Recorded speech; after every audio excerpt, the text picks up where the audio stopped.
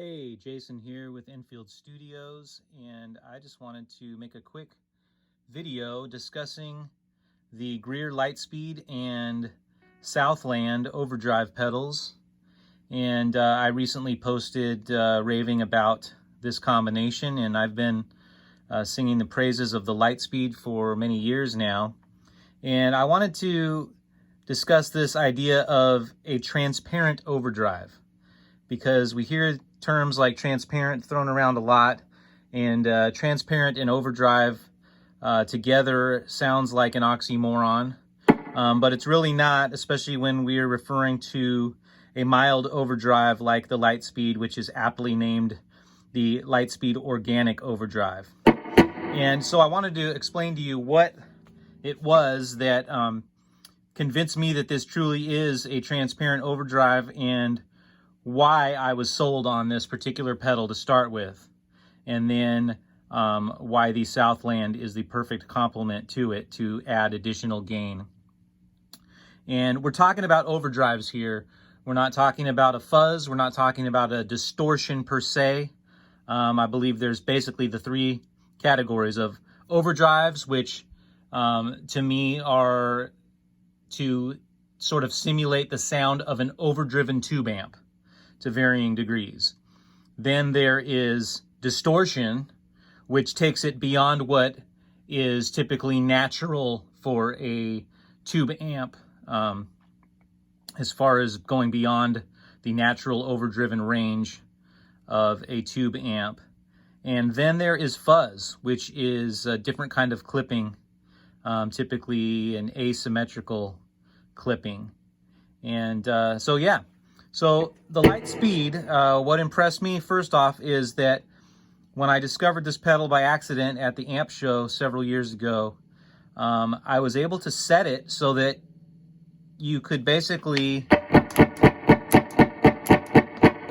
get the same sound from your amp whether it was on or off.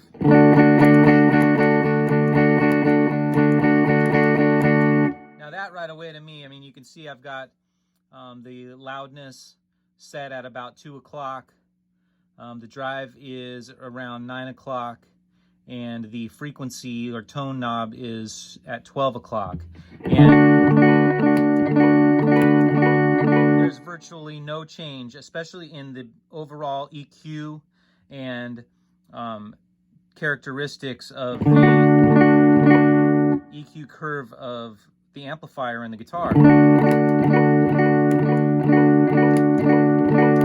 Where I have it set there, there's just a very slight volume boost. So,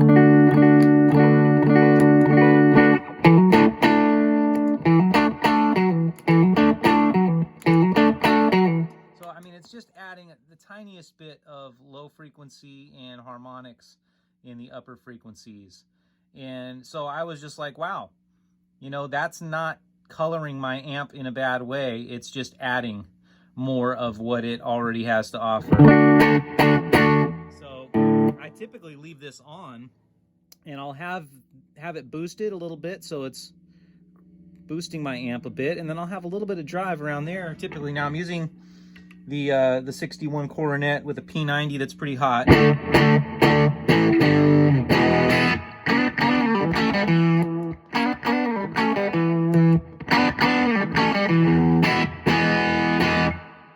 Very natural sound. I mean, it just sounds like my amp cranked up more than it is.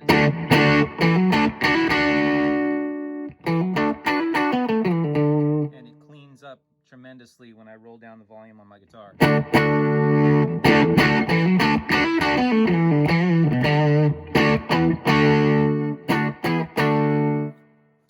So that's my basic, you know, mild to medium overdrive that I use all the time. And like I said, I like to just leave it on. And then I typically use a volume pedal that'll be dropped back a little bit for normal playing. And then I can goose it up here and there as needed. But sometimes I want to get into heavier natural overdrive territory, and the Lightspeed can get there. But my favorite thing, like I said, is to leave it on kind of in this lower drive range. So stacking it with a higher gain pedal is ideal. And I've been using several different variations of Tube Screamers and Klon Centaurs The last one I used was the Wampler Tumnus, the little one, which was a good pedal, but they all have this mid-range honk, and they tend to lose a little bit of bass frequencies when they're kicked on, and it just really colors the sound in a way that that might be cool for a lead boost or something, but just as a, I just want to expand on the tone I've already got. And the Southland does that. Now the Southland is less transparent in that even with the drive all the way down, I can't really get that unity gain without adding distortion setting. Overdrive rather. It's going to overdrive a little bit even with the drive all the way down. But again, it's not drastically changing the overall tone. It's just adding more harmonics and overdrive to the sound.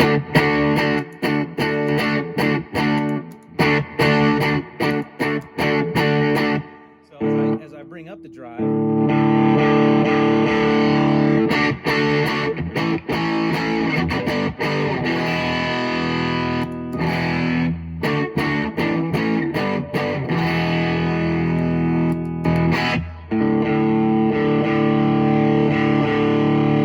if I set it the same as the Lightspeed, you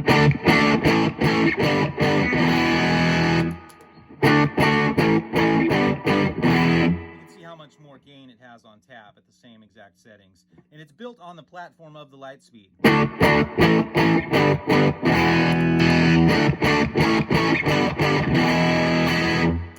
Now where the fun begins, I mean, that's a lot of gain right there.